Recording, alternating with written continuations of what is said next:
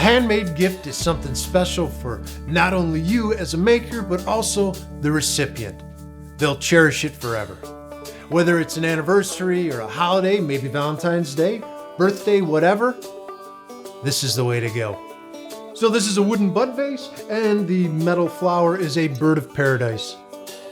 Make sure to subscribe to our channel, like, leave comments and all that stuff, and stay tuned to see how I make the bud vase and metal flower.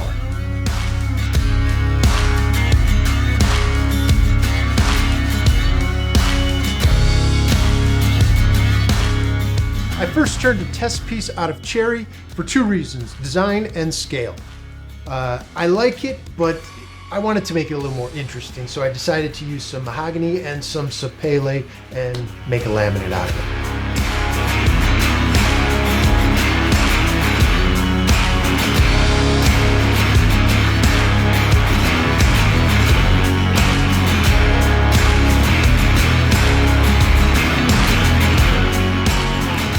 I wanted to add another dimension of interest to this piece, so I decided after I had my glue up to actually route a channel, a V channel, on all four sides and then turn that down so that it would reveal a notch.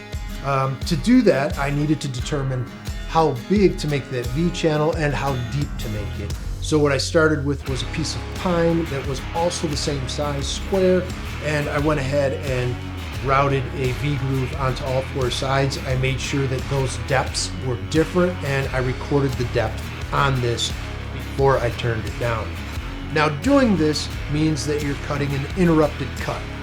I find when I'm doing that, I like to keep the lathe running at a faster speed with really sharp tools. After the V grooves were routed out, I wanted to reduce the opportunity for a catch. So I tilted the bed of my bandsaw and knocked the corners down a little bit. That way the interruption on the cut would be less dramatic.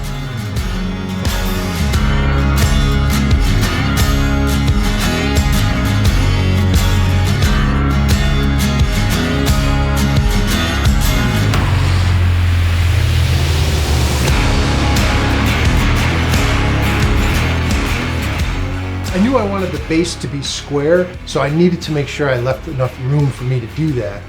And the rest of the form was really improv. I knew I was only going to make one of these. I didn't have to worry about duplicating it, so I just sort of went with what I felt like and let the form take shape.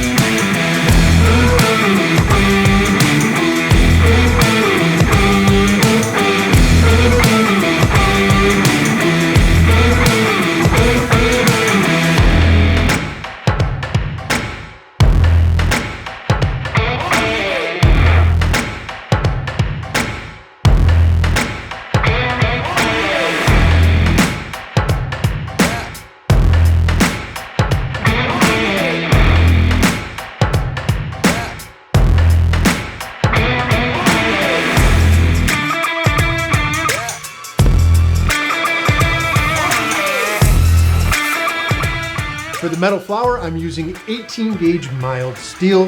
I'm heating it up a little bit just to help with the form and making these little curls and intersecting the curls. Once I start getting these petals formed up and they start interlocking with each other, I like to tack them together and then actually weld them together a little bit.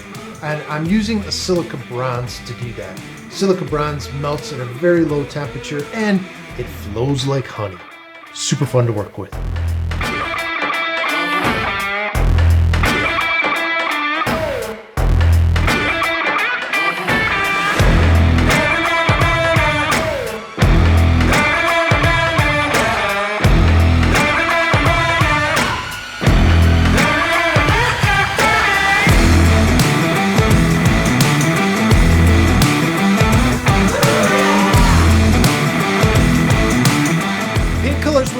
easy because I only had 3 colors at the shop that I liked. One was orange, one was translucent red, and one was translucent blue. It would have been great if I had green, but I didn't, and I didn't want to go to the store. So, voila. With all metal flowers, one thing that's really important is the stem work. You don't want to just leave it straight. Make sure to bang it up a little bit, add a little character to it. If it's a rose, I even like to put metal thorns on it just because it's sort of neat.